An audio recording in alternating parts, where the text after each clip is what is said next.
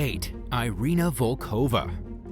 It's bad enough when an influencer's behavior is widely disapproved of, and it's even worse when that person's actions are considered a crime.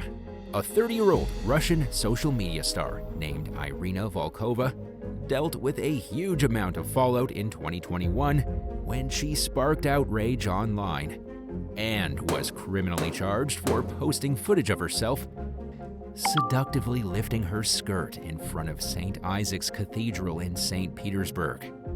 Volkova's arrest over the video came on the heels of another influencer's conviction for a similar indecent act in front of Moscow's St. Basil's Cathedral. In a photo posted to Instagram, blogger Ruslan Babiev stood in front of the historic church while his gorgeous girlfriend Anastasia Chistova knelt in front of him wearing a police jacket.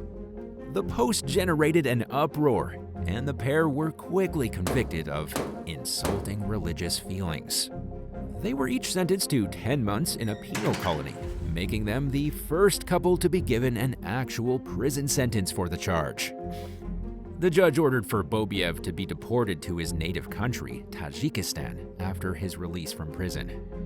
All things considered, Irena Volova chose a terrible time to post a video of herself in front of a church. She apologized profusely in court, promised that she'd never do it again, and even begged the judge not to lock her up. The court later released her with orders to return at a later date, but Volova was still facing up to a year behind bars. The outcome of the case is currently unclear. 7. Nandita Datta. In August 2021, an adult actress named Nandita Datta was arrested in Kolkata, India, for allegedly luring multiple women into starring in explicit films with empty promises of making it big in Bollywood.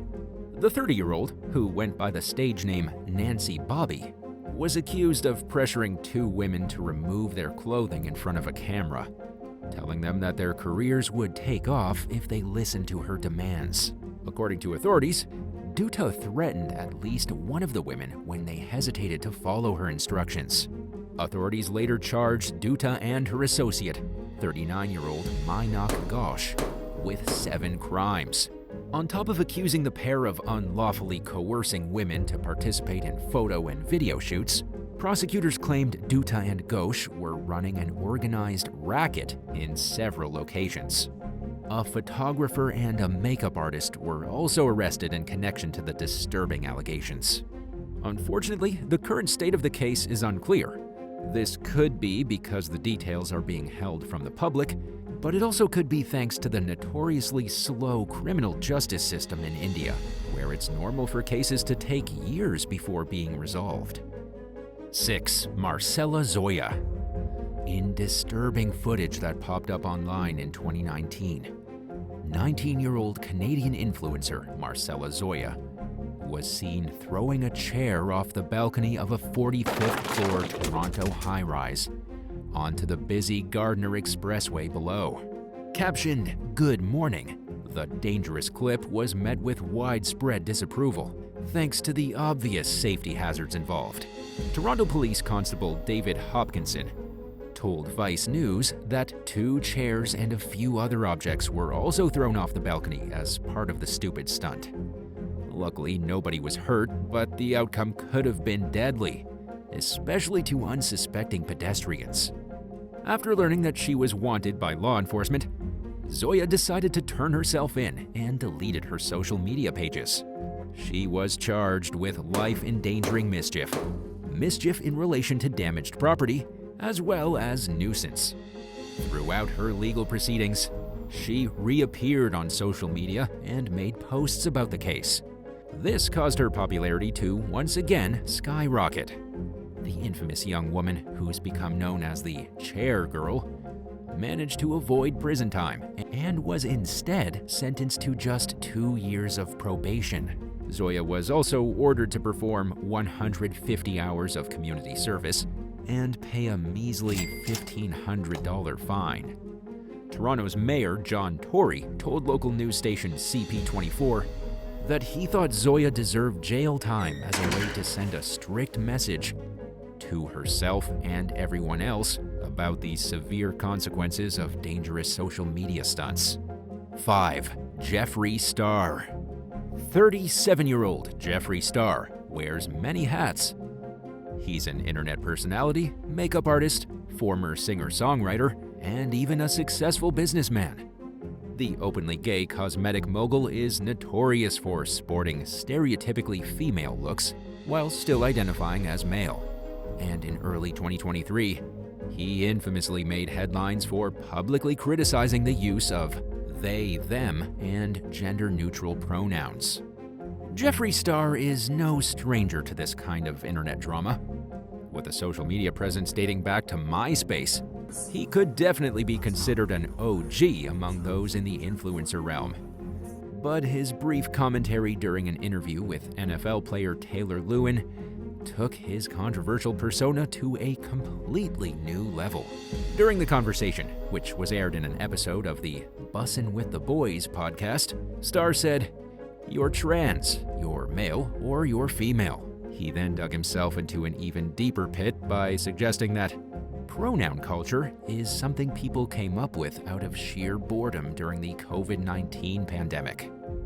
Star admitted that his decision to attack pronouns was an unpopular and unwelcome move, but he also denied doing it out of hate and insisted that he was just keeping it real like he always does. Many people accused him of being hypocritical, considering the fact that Star is well known for his gender ambiguity, while others labeled him as a straight-up bigot.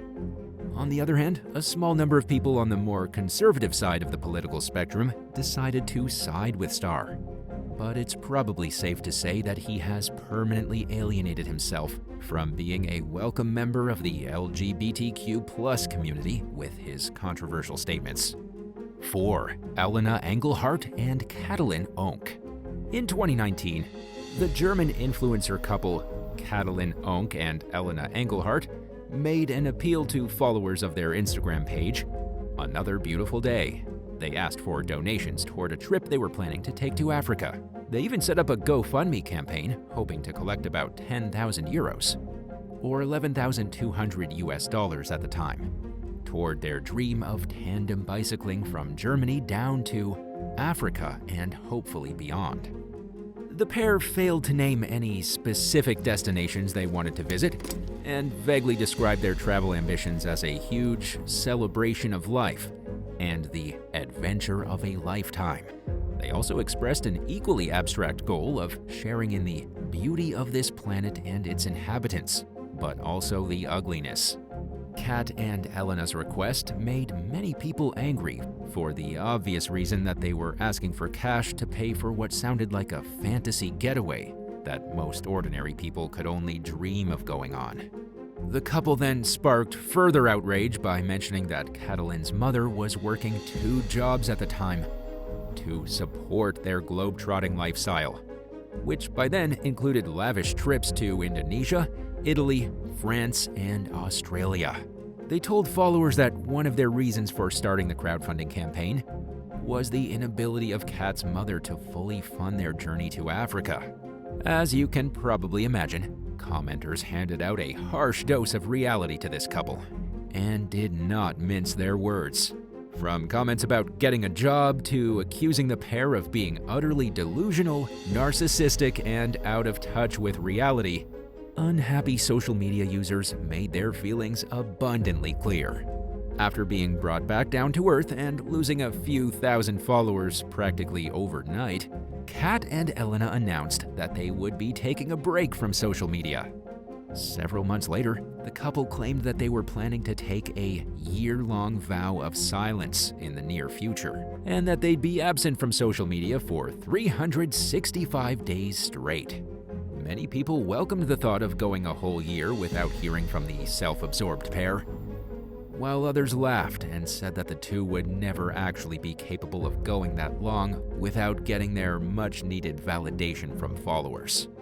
While it's unclear whether they truly stuck with their promise, their Instagram account appears to be as active as ever, with over 1,200 posts on their profile.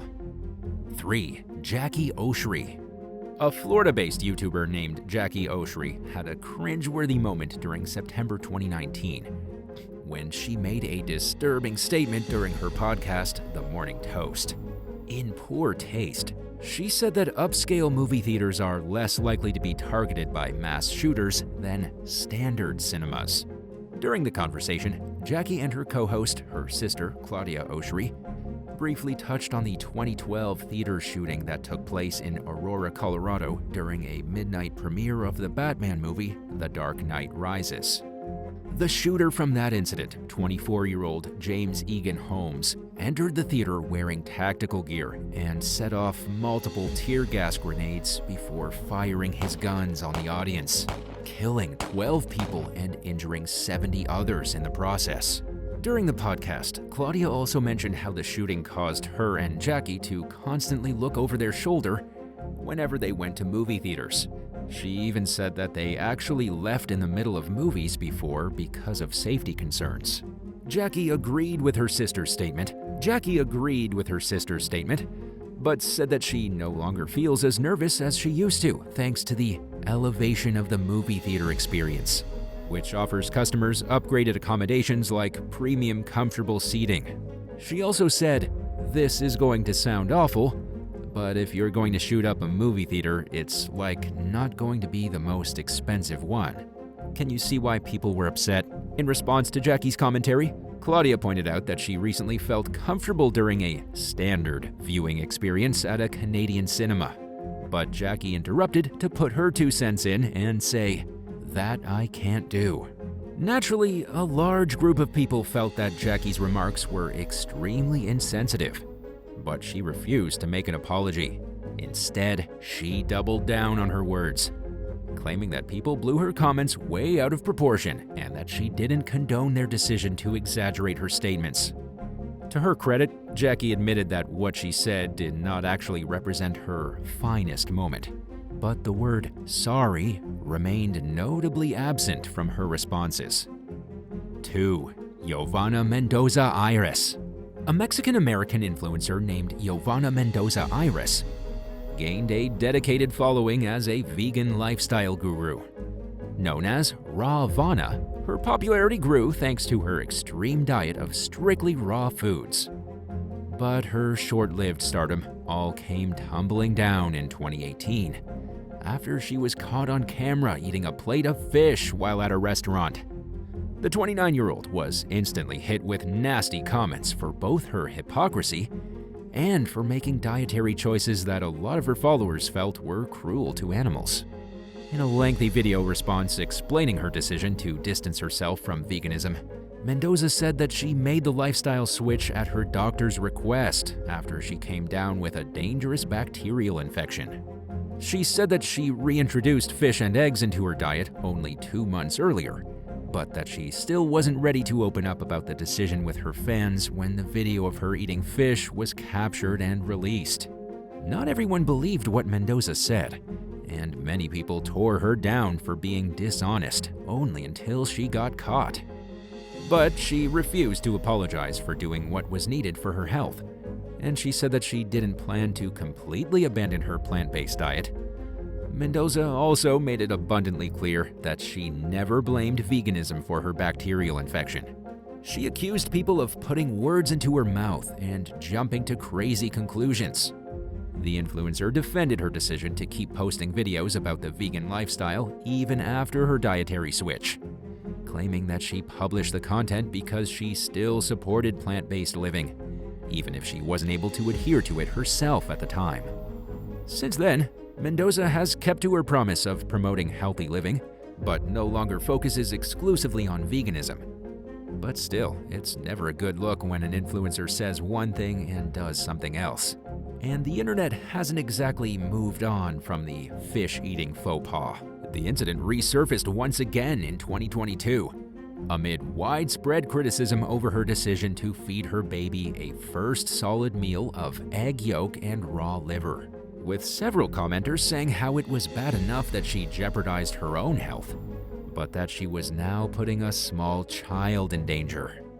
And now for number 1. But if you want to hear more bizarre and crazy stories, stay tuned after the video for some more content. 1. Emma Chamberlain. American vlogger, model, and businesswoman Emma Chamberlain was just a teenager when she skyrocketed to fame back in 2018. The next year, she made Time magazine's list of the internet's 25 most influential people. She was even hailed by Atlantic journalist Taylor Lawrence as the most important YouTuber today, and described in the New York Times as the funniest person on YouTube. One of the biggest reasons Chamberlain received such widespread attention was her refreshingly authentic approach to her videos, which showed her without makeup, as if she just rolled out of bed and decided to hit the record button. Despite all the overwhelming praise, Chamberlain has still received her fair share of criticism, mainly for her tendency to complain and for allegedly acting privileged. During an episode of her Anything Goes podcast in 2021, she implied that her job as an influencer was much harder than working a typical 9-to-5 gig. She also explained that she felt this way because she lacked the option to simply turn off from her job. Commenters were quick to point out that if being popular online was so hard, Chamberlain could just quit and get a normal job. Critics also mentioned how ordinary people's jobs also often spill over into other aspects of their lives, and that turning off from work wasn't always an option, indicating that the teen had a clear misunderstanding of what it means to be a working or middle-class American. Chamberlain has also been accused of other offensive behavior, including being racially insensitive toward Asians and Black Americans, by pulling her eyes back and wearing darker makeup in a few of her photos. She apologized and deleted these images, but the criticisms have kept coming. In 2023, fans called Chamberlain out for allegedly charging $10,000 to get a direct message from her and offering an installment plan consisting of $900 payments. The influencer's team took the majority of the heat, claiming that they were testing out a program for selling merchandise and that it was never meant to be public. During a Rolling Stone interview, Chamberlain talked about how the backlash she received for things that were never supposed to be offensive and her accessibility to the public has had lasting effects on her mental health. But instead of sympathizing, many people perceive this as another gripe on her ever-expanding list of complaints. Number 9. Ray Tensing. 25-year-old Ray Tensing was working as an officer at the University of Cincinnati when he managed to destroy his entire career. Ray shot an unarmed black man during an off-campus traffic stop in 2015.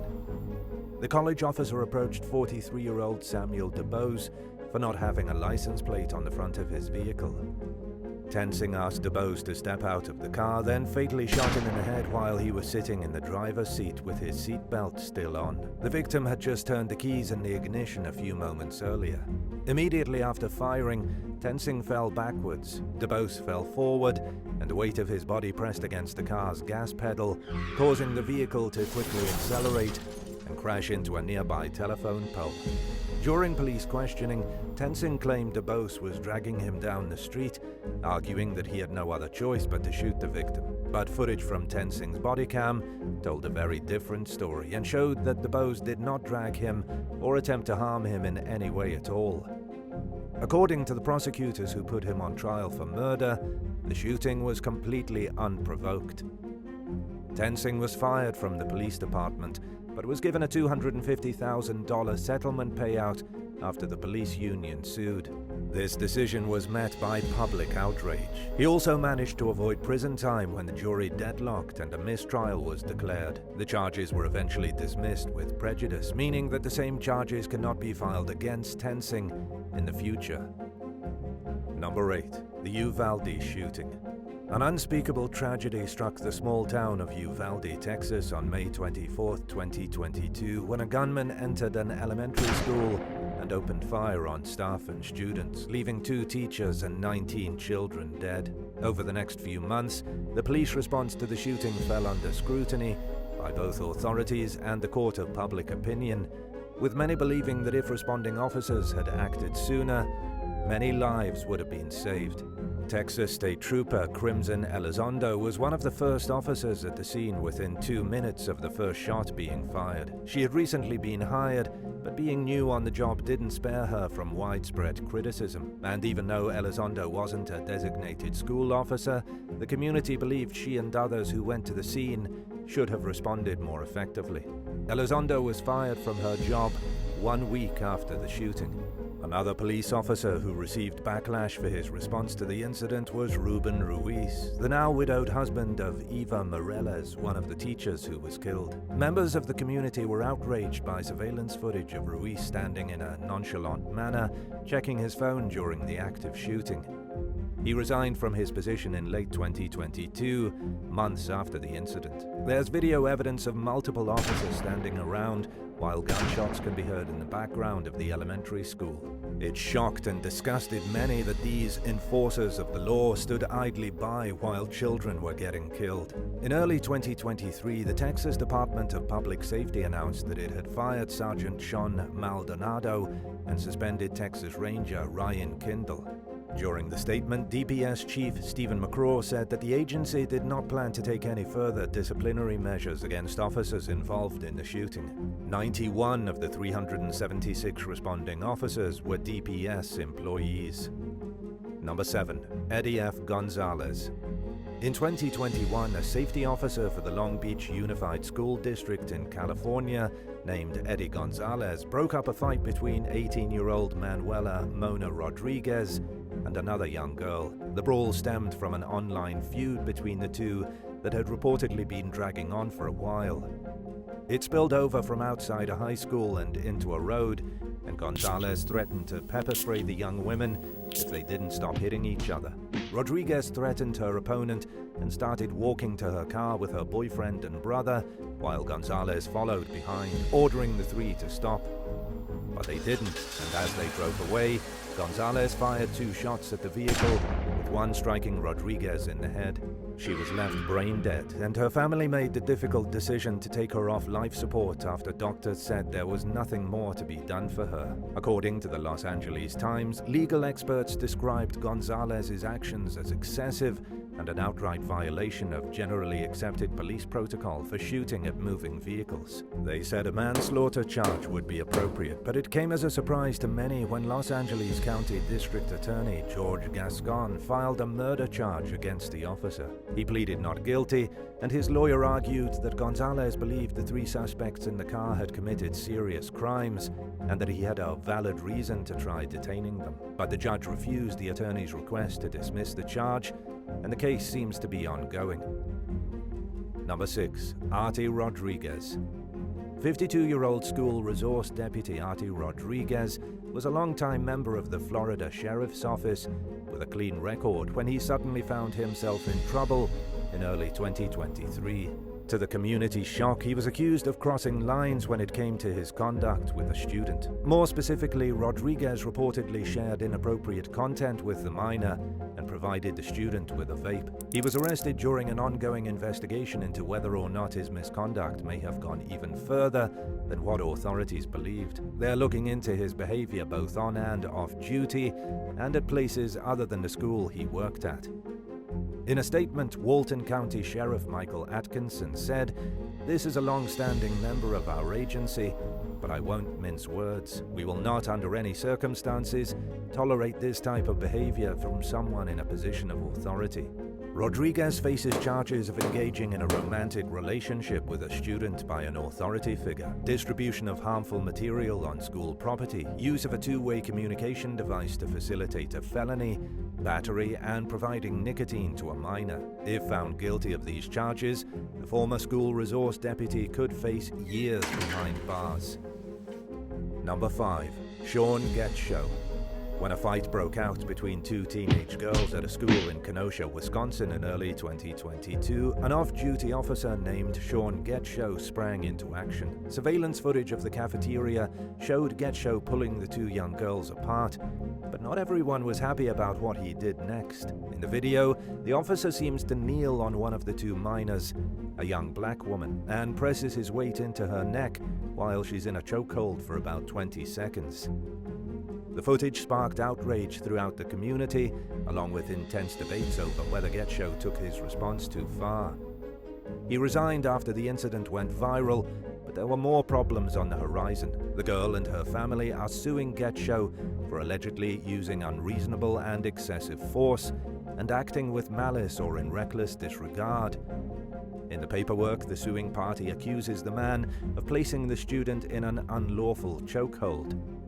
The lawsuit also claims that the girl suffered a brain injury, spinal strain, recurring headaches, and mental trauma after the incident, and she also had to change schools. The family filed a federal lawsuit against the city of Kenosha and the Kenosha Unified School District, too, for allegedly failing to properly train Geto and overlooking his reputation for simply having a short temper. Attorney Sam Hall, who is representing both Geto and the school district, said that he plans to vigorously defend the accused. In a statement, he pointed out how authorities didn't press charges against Geto and how the state attorney found no evidence that he violated the girl's civil rights. Hall also claimed that Geto responded with a trained law enforcement technique. The controversial incident happened less than 2 years after major protests broke out in Kenosha after police shot an unarmed black man named Jacob Blake. Number 4. Raina Butler. Law enforcement officers are expected to maintain integrity even while off the clock. Unlike some jobs, what they do in their personal life can easily ruin their career. In 2022, a school resource officer for the Donaldsonville Police Department in Georgia learned this lesson the hard way. Corporal Raina Butler was arrested for allegedly confronting a neighbor after giving a statement to police against her brother. During the conversation, Butler reportedly told the neighbor she saw his name listed on the case report and supposedly threatened to get his probation revoked for being a witness. The neighbor reported this to the police, and Butler was soon charged with felony influencing a witness. She was booked into the Miller County Jail and was later released. Butler was suspended without pay, but was reinstated to an office position about a week after the arrest, thanks to help from the city council, who voted in favor of allowing her to work a clerical job while the investigation continues. Whether she'll resume her previous position depends on the outcome of the case. Number 3. Scott Peterson. On Valentine's Day in 2018, an armed gunman named Nicholas Cruz went inside Marjorie Stoneman Douglas High School in Parkland, Florida, and opened fire on staff and students, killing 17 and injuring 17 more. While the shooter was sentenced to life in prison for his crimes, he wasn't the only person blamed for the tragedy. 56-year-old Broward County Sheriff's Deputy Scott Peterson was the only armed officer on duty that day, and he's being accused of standing outside the school during the shooting. Prosecutors have pointed to surveillance footage to support their allegations that Peterson did nothing to stop the situation going on inside. In the video, he can be seen leaning against a wall in the school's courtyard, taking no action to investigate the gunshots. Peterson was charged with 7 counts of neglect of a child, 3 counts of culpable negligence, and 1 count of perjury. According to prosecutors, he was the legal caregiver of the 3,200 students at school that day, and he allegedly could have done a lot more to protect them.